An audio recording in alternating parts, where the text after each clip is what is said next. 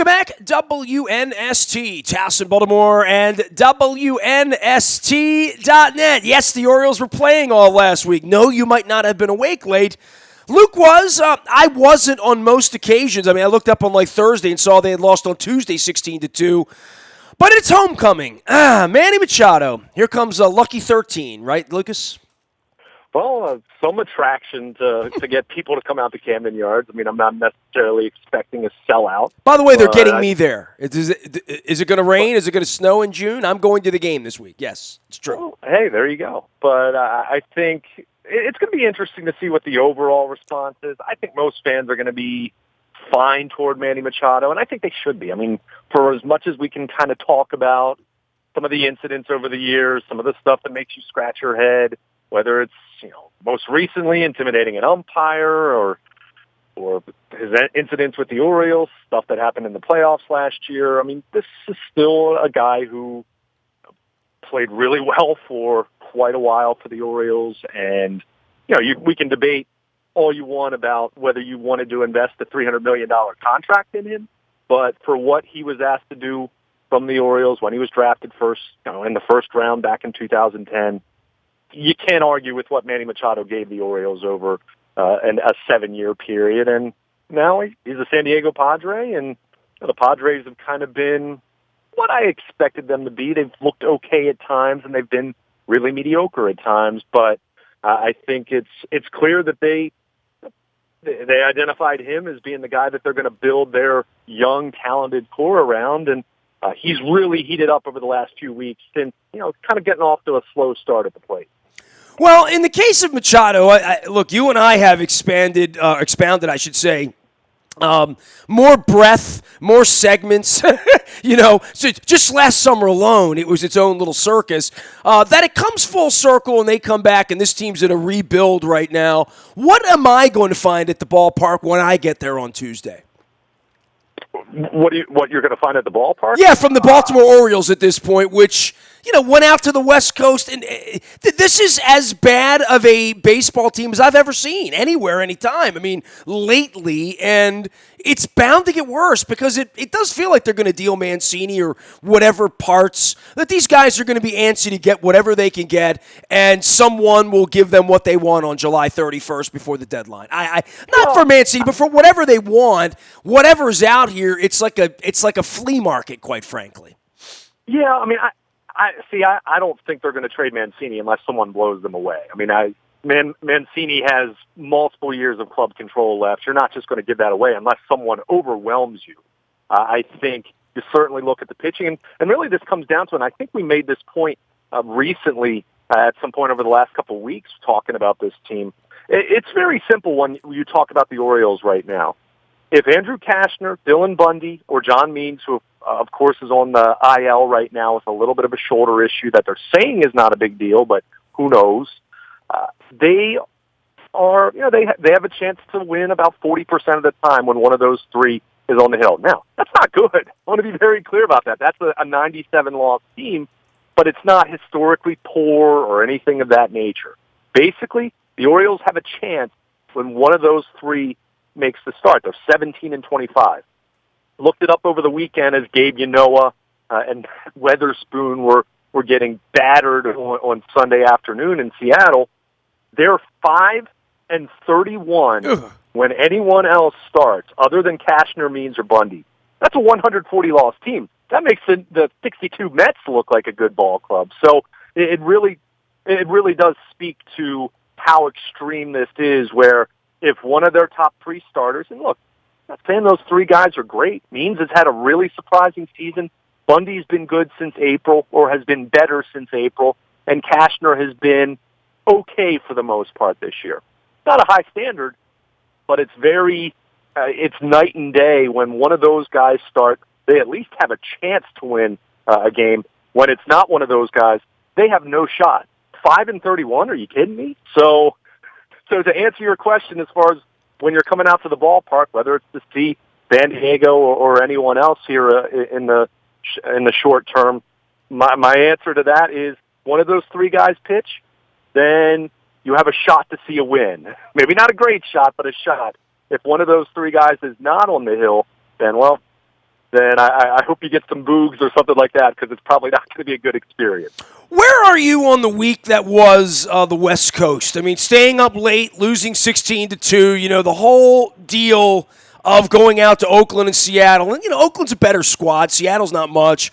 But tripping and stumbling in the middle of the night and pissing off the manager, and we all sort of awoken to Brandon Hyde, questioning the passion of these guys and all that stuff. I guess that's what you do when you're a manager and you take over a team, and 300 will be the bar. If somehow they play 310 ball this year, we'll say he did a good job. If they play 282 ball, we'll say, well, it's a little below the bar. I don't know where the bar is with this team, because it is kind of disgraceful that they're rolling the ball out and calling this Major League Baseball now that it's June, and I'm, grabbing my wife's hand and walking 2 blocks up there in a Tony Gwynn jersey this week, Well, if it's disgraceful, then you haven't been paying attention for the last calendar year. This was always going to happen to some degree.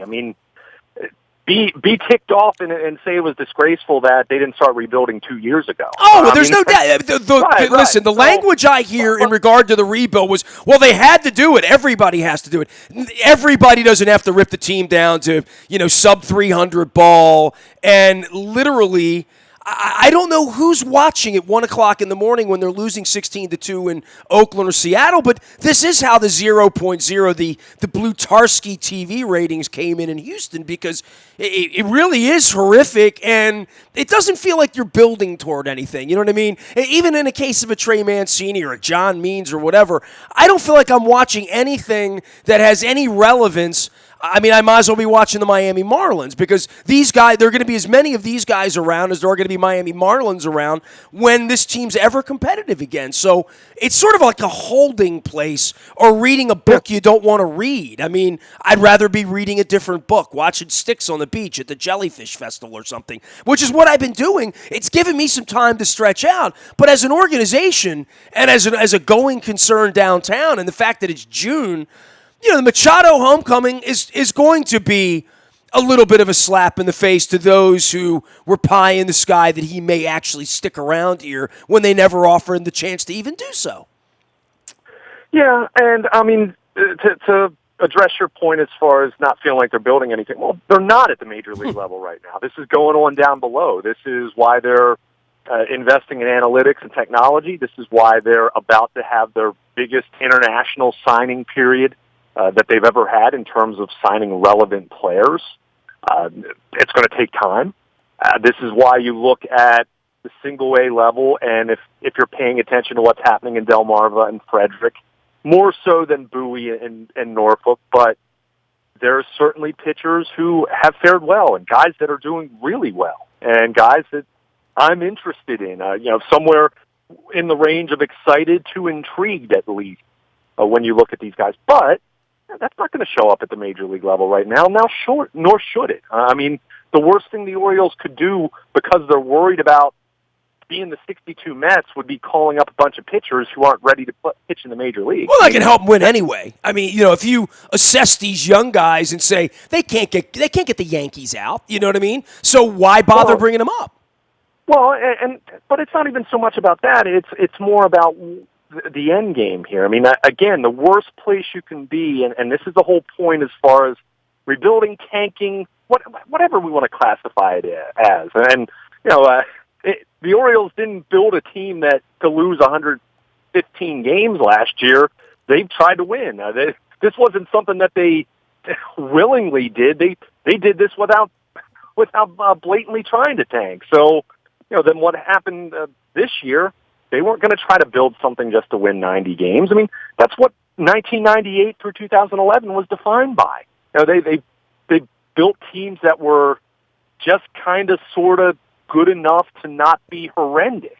And what did they get out of that? Well, a bunch of picks in the second half of the top 10, and still declining attendance and still declining interest, and a bunch of 90-plus loss seasons, a couple seasons where they lost 80, in the high 80s, and they were irrelevant. So is that better than what's happening right now?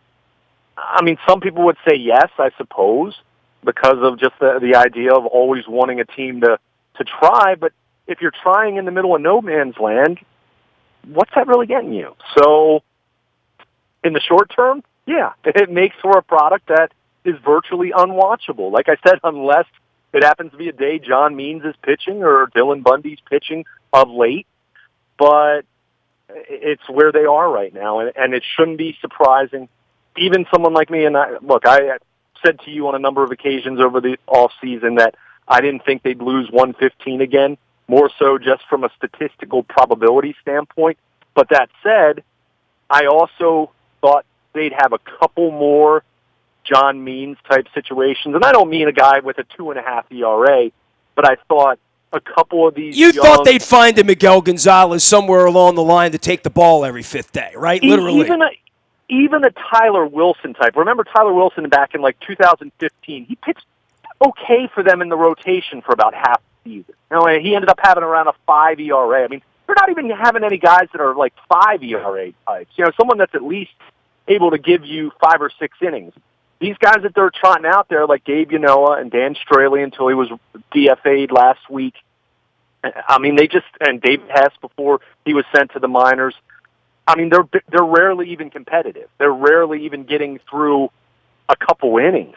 And they're giving up 13 runs, 10 runs, 6 runs. I mean, every single night. The home runs. We haven't even talked about the home run record, right? I mean, like, anything you want to say about that? Update that? I mean, it feels like these are the major league things, like when they were taking the clothes off the owner in Major League. These are the little things on the tree we're looking at. Are they going to set the all-time home run record, Yeah, well, at this point, it'd be an upset if they don't set the all-time home run record as far as home runs allowed. I mean, last time I saw, I wanted to say, and don't quote me on this, I wanted to say they were 60 or 70.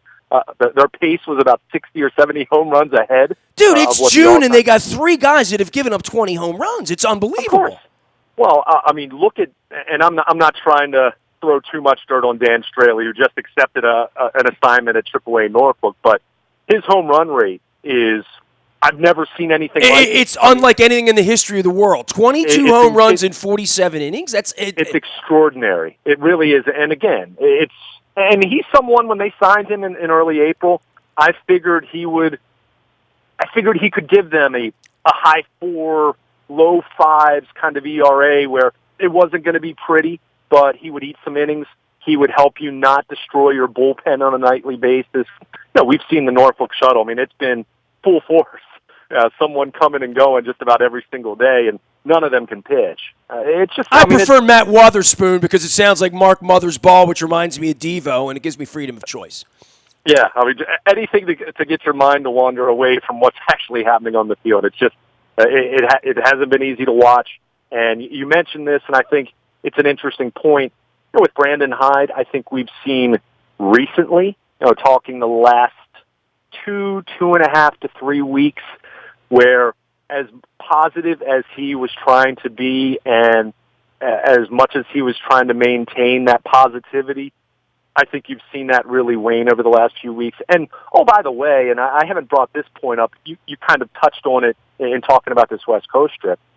It's not as though the Orioles have been playing a first-place team every single series. Over the last month, they've had some series against some other teams that aren't as bad as them, but aren't good, and they haven't been able to beat those teams either. I mean, Seattle, since the first 3 weeks of the season, Seattle's been pretty dreadful. They played San Francisco not long ago. So it's not as though, they played Toronto. It's not as though they've played first-place teams every single series, and you just say, well, the schedule's been brutal. They've had some opportunities against some other teams that aren't very good, and it's the same result. Lose 2 out of 3, get swept. I mean, this team hasn't won back-to-back games since early May. I mean, that's just extraordinary when you really think about that for a second. So it is what it is. I'm not shocked by this, even if I said, my official prediction was they'd lose 104 games this year. Now I'm betting the over on that one, by the way. Yeah, sure. Yeah, so am I at this point. I mean, all bets are off. I mean, the way this team has been trending over the last month especially, like I said, with understanding that they've played some bad teams in that stretch, I think all bets are off. I mean, they've won 4 games this month. It's the end of the month. Yes. Sure. I mean, this could be the team that challenges to overtake the 62 Mets. I mean, they weren't that far off from it last year, and you look at their pace right now. I mean, they're they're on pace to be a 45-117 team right now. And think about this in terms of how it could potentially get worse. Not that I think they're necessarily going to get a king's ransom by any stretch of the imagination, but Andrew Kashner probably has a little bit of trade value. Dylan Bundy, a little bit more than that if he continues pitching well, say, for the next 2.5, 3 weeks. John Means, they're probably not going to trade him. I'm not sure anyone's going to buy 2 months of good pitching to trade for him. But you look at some of the other names. Jonathan VR, I would think, would be a trade candidate if someone needs a second baseman. We mentioned Mancini if someone blows them away. And when you look at in the opposite direction, who's looking to be potentially called up over the next 3 months? You can make an argument certainly for Keegan Aiken pitching at AAA. He's kind of been the one guy that has pitched pretty well for the Tides, although it's not as though his ERA is in the low twos, so it's not as though you have to rush him, but potentially you could see him get some start. Now, certainly you can look at some of the position players at Norfolk. If Cedric Mullins ever heats up, but that's been another big disappointment this year. Ryan Mountcastle has hit well, but how much do you want to rush him and start his clock at the major league level? So my point is, on paper, it doesn't look like it's going to get any better, and it could get worse on paper. And when you look at that and look at the fact that, as you mentioned, they've won 4 games in June, they haven't won back-to-back games in well over a month, this could be the new 62 Mets before it's all said and done. I'm not going to guarantee that will happen, but I'm certainly not going to say that they're going to avoid that because this thing is not moving in the right direction. And, I mentioned Brandon Hyde. It's tough. One, he signed up for this, so he understands that it was very likely it was going to be this way to some level. Maybe not to a 120 loss pace, but they were going to be in triple-digit losses. I think most people expected that at the very least. But when it, from an eyeball test standpoint, just looks as bad as it looks most nights, they have some one. They're in games and they lose some 1-run games and 2-run games, but I think Sunday was the 15th time they've given up double-digit runs, and we're just shy of the midway point. That's a lot of difficult, frustrating, sitting in the dugout and then having to talk to, answer questions in some way that sounds positive or constructive. That's not an easy job for Brandon Hyde, and I think we've seen that reflected the last couple weeks, and it's reflected in their roster moves. And he's flat out said, "Look, we don't have enough guys that are qualified to pitch at this level, but there's only so much we can do at this point, other than just continue to work with them behind the scenes and use the analytics, use the high-speed cameras, trying to figure out what's going to make these guys tick, what's going to make them a little more competitive than what they've been." And okay, I'd venture to say they'll probably find a couple guys that will be a little bit better, but we're still talking about a bar that's just so incredibly low here. And like I said, when you're talking about your best 3 starters taking the hill and you're still only winning 40% of your games in that scenario, that shows you how horrendous, how nightmarish it's been any other time. So, again, it is what it is from an entertainment standpoint. Not much going on. I'm not gonna try to sit here and buffalo you about that, but again, it's not terribly shocking, and I don't really know if someone wants to sit here and argue and say the Orioles should have done more this offseason to try to lose 90 games or 95 games rather than 115. Okay, but I don't think you're interested watching that either, and all you're doing is ensuring then that you're going to have the 5th or 6th pick rather than the 1st overall pick. So I don't care nearly as much what's happening at the major league level. What is important for this team right now is what's going on down below, what's going on behind the scenes, what's going on in Latin America, and by most accounts, it sounds like they're making some hay in those areas, and they need to, because there's not a whole lot of hope that you can sell anyone on based on what's happening in Baltimore. Anybody sees me out in a Tony Gwynn jersey this week at Padres camp here, I will be around, and I'm going to see my one Oriole game this week. Luke will be at the ballpark. He's Luke at WNST.net, and Baltimore Luke out on Twitter. We had a lot of things going on Baltimore Positive, so if you hear Mayor Jack Young on WNST this week, it's true. We did that at Fadley's last week. We are back in Catonsville this week for a lunchtime show with Nancy Grasmick. Going to be talking education with Don Moeller and Nancy Grasmick. That means I'm going to get educated. We'll be at Jennings Cafe in Catonsville. I'll be eating a burger, even though Steve's going to give me a crab cake.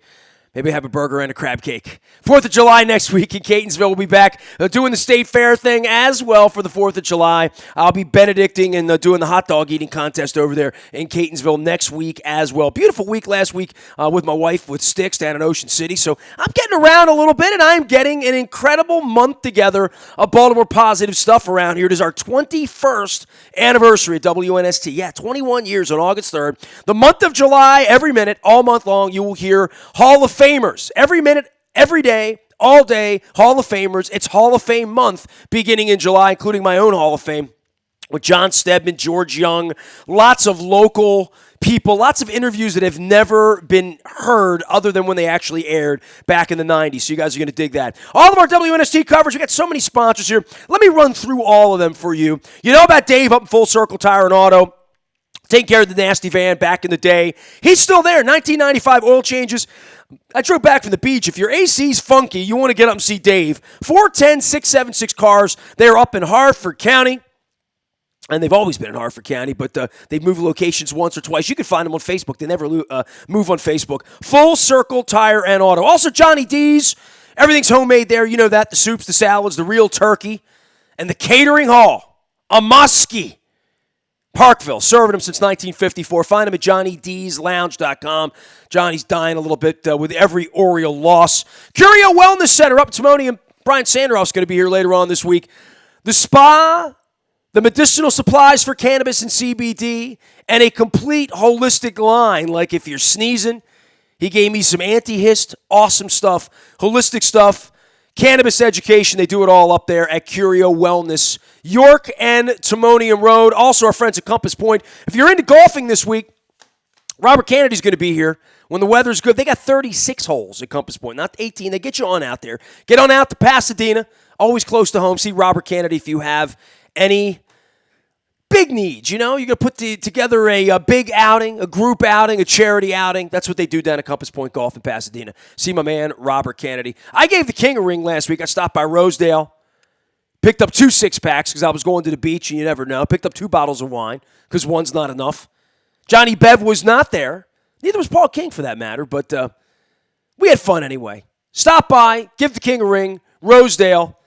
Pick yourselves up from Fisher's Popcorn at the checkout counter. You don't need to go down to the beach. Although Luke is going to be 10 days sunning himself down there in Wildwood, New Jersey, and doing all that good stuff. You can find him at the ballpark as well. Nasty at WNST.net. I'm on Facebook and Twitter and LinkedIn and Snapchat and Instagram and streaming everywhere and talking baseball. We are WNST.net, AM 1570 and WNST, Towson, Baltimore, and we never stop talking Baltimore sports.